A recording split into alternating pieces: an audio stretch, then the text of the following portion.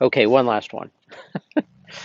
I just, yeah, this is too pretty not to keep sharing. As I read the last two over the last couple of days, one thing I noticed as I was sitting there, it might not have been able to be seen too well from where the camera was before, is just the way that the light of the morning is reflected in the ripples in the water.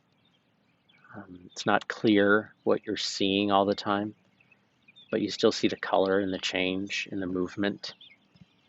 And I feel that way about God and God's work some of the time, that we see the ripples, we see the movement, but we don't always see the entirety of what it is. And it's only when we step back to the bigger picture that we're able to see the wider sense. And that's one of the things about the Psalms for me is it does help to give us this wider sense as we hear these songs and poems from thousands of years ago and from vastly different experiences from our own. And it reminds me, at least, of how much bigger God is, how much bigger God is than we often give God credit for and allow God to be. God's going to be who God's going to be, whether we allow God to do that or not. But the expansiveness, I love it. Anyway, Psalm 21, a psalm of thanksgiving for victory. In your strength the king rejoices, O Lord, and in your help how greatly he exults. You have given him his heart's desire. You have not withheld the request of his lips. For you meet him with rich blessings. You set a crown of fine gold on his head. He asked you for life, and you gave it to him, length of days forever and ever. His glory is great through your help. Splendor and majesty you bestow upon him. You bestow on him blessings forever. You make him glad with the joy of your presence, for the king trusts in the Lord, and through the steadfast love of the Most High he shall not be moved. Your hand will find out all your enemies. Your right hand will find out those who hate you. You will make them like a fiery furnace when you appear. You'll swallow them up the Lord will swallow them up in his wrath, and his fire will consume them.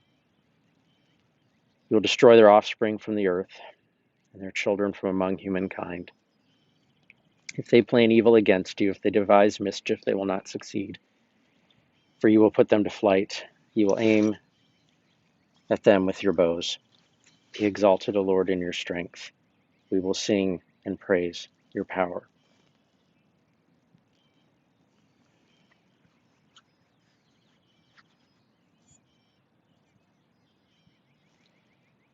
There's a lot in there. Feels to me as I read it two very different halves of a psalm.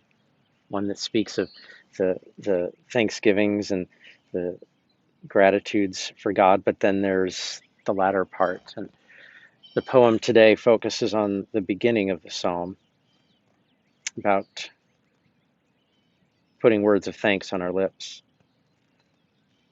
And there's some powerful words that Jennifer Garrison Brownell shares with us in the psalm, Thanks on Our Lips. Focusing on verse 2, you have given him his heart's desire and have not withheld the request of his lips. And sometimes, God, we receive our heart's desire. The job comes through. The test is negative. The car sweeps past without accident. True love is found. The child grows past the difficult stage. The ticket is a winner. The friendship is mended. The call finally comes. Death brings not suffering, but release. In those moments, God, put words of thanks on our lips. We might hold back because we are too busy with the movement of the world. Why bother noticing what is right when so much is wrong? We might hold back because we worry about entitlement. How can we give thanks for abundance when others lack essentials?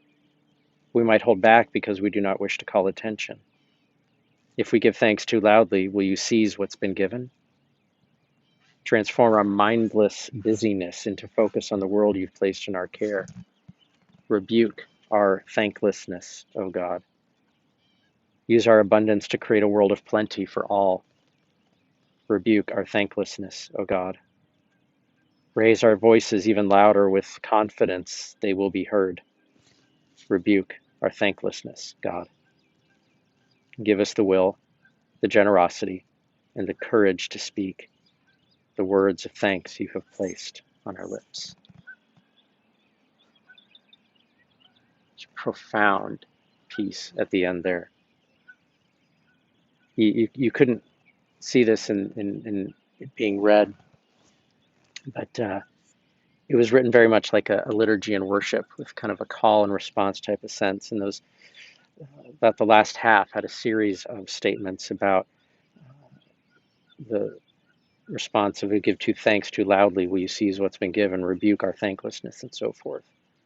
And so it's very much a prayer. But this last part, give us the will, the generosity, and the courage to speak the words of thanks you've placed on our lips. Do you ever think that it takes courage to be thankful? I'd never really thought about that until I read it, just literally just now. I mean, yeah, will, like, yeah, it takes effort to be thankful and grateful, and generosity of recognizing the breadth of what we've got and sharing it, but courage to speak the words of thankfulness and boldness. And in that, declaring what God has done and how God has blessed. So today, take some time. A couple days ago, it was write about the things that delight. Take some time today and write out just a long list. Just keep going down the list. It could be big things, it could be little things, it could be significant, it could be insignificant. What it is for which you have the will, the generosity, and the courage to speak of thankfulness today. Grace and peace be with you.